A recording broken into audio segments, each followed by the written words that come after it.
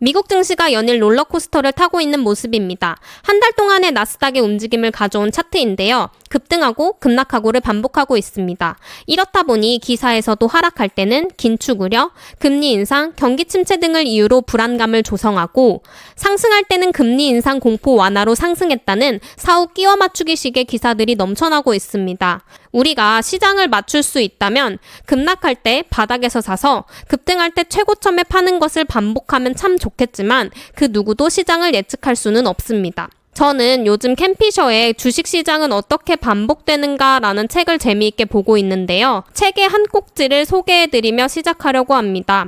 이번에는 다르다라는 생각은 언제나 틀렸다. 이번에는 다르다고 생각하면서 경기 침체가 영원히 이어질 것으로 믿는 사람들은 급등장을 놓쳤다. 그러나 잘 분산된 포트폴리오를 계속 보유한 사람들은 지난 약세장에서 입은 손실 대부분을 빠르게 회복할 수 있었다. 이는 이례적인 시장 흐름이 아니다. 거의 항상 반복되는 지극히 정상적인 흐름이다. 주식은 악재를 선반영해 공식적으로 경기 침체가 시작되기 전에 하락한다. 시장은 최악의 상황이 지나갔다는 것을 알고 있지만 사람들은 최악의 결과만을 상상한다. 이러한 착각과 현실 사이의 괴리에 의해 주식은 경기가 회복되기 전에 바닥을 치고 급등하기 시작한다. 지금의 증시가 어느 정도까지 반영됐는지는 모르겠지만 우리가 시장을 계속적으로 관찰하고 시장에 참여하고 있어야만 급등장도 참여할 수 있다는 사실을 여러분이 잘 기억하고 멘탈 관리를 잘 하셨으면 좋겠습니다. 오늘은 캔피셔가 말한 잘 분산된 포트폴리오에서 큰 부분을 담당할 수 있는 ETF를 소개해드리려고 합니다.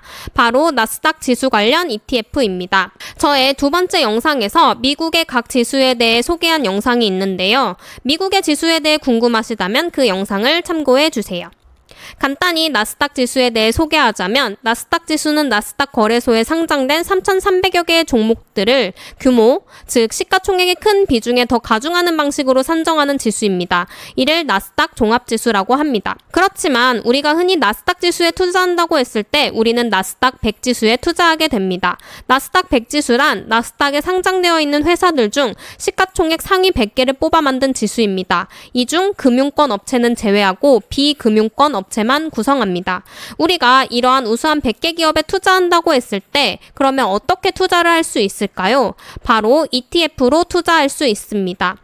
ETF는 상장지수 펀드로서 주식과 같이 우리가 한 주씩 매수할 수 있는 일종의 주식 종합 모음집입니다.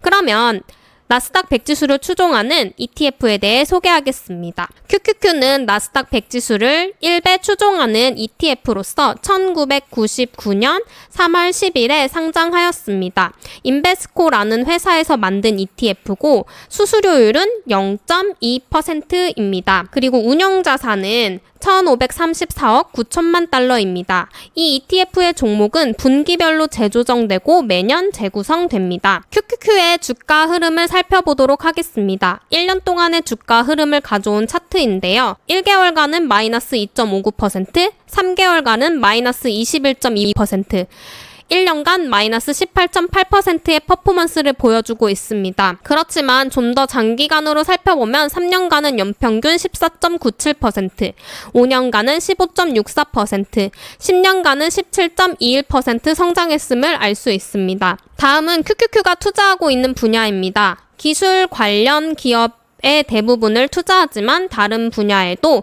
투자하고 있음을 알 수 있습니다. QQQ의 탑 10 종목을 말씀드리겠습니다. QQQ는 시가총액 가중 방식으로 투자하기 때문에 시가총액이 클수록 더 많은 비율을 투자하게 됩니다. 탑 10 종목이 전체의 51.62%를 차지합니다. 먼저 1위는 애플입니다.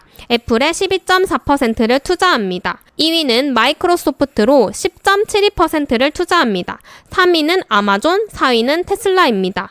5위와 6위는 알파벳인데요. 알파벳은 바로 구글입니다. 알파벳 C와 A의 차이점은 의결권 유무인데요. 알파벳 C는 의결권이 없고 알파벳 A는 의결권이 있습니다. 보통 알파벳 A에 투자를 많이 합니다.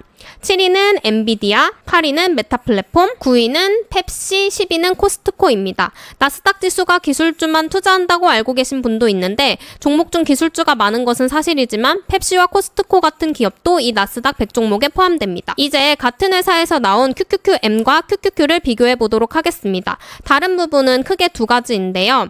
수수료율이 QQQ는 0.2%고 QQQM은 0.15%입니다. 수수료 면에서는 QQQM에 투자하는 것이 좋습니다.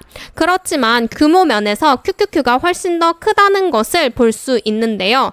여러분이 투자하는 규모가 크고 사고 팔 때의 유동성이 중요하다고 생각하신다면 QQQ에, 그렇지 않다면 QQQM에 투자하는 것이 좋습니다. 또 QQQ는 6월 24일 종가 기준 주가가 294.61달러이며 QQQM은 121.41달러로 절대적인 가격이 QQQM이 더 낮기 때문에 소액으로 투자를 하고 싶으신 분은 QQQM에 투자하시면 됩니다. 어차피 투자하는 기업은 모두 같습니다. 다음으로 이 나스닥 100 지수에서 파생되는 다양한 ETF를 소개해드리려고 합니다. 레버리지는 적은 금액으로 몇 배의 수익률을 추적하는 ETF로 나스닥 100 지수를 2배 추적하는 QLD, 나스닥 100 지수를 3배 추종하는 TQQQ가 있습니다. 즉 나스닥 100 지수가 2% 상승한다면 QLD는 4%, TQQQ는 6% 상승합니다.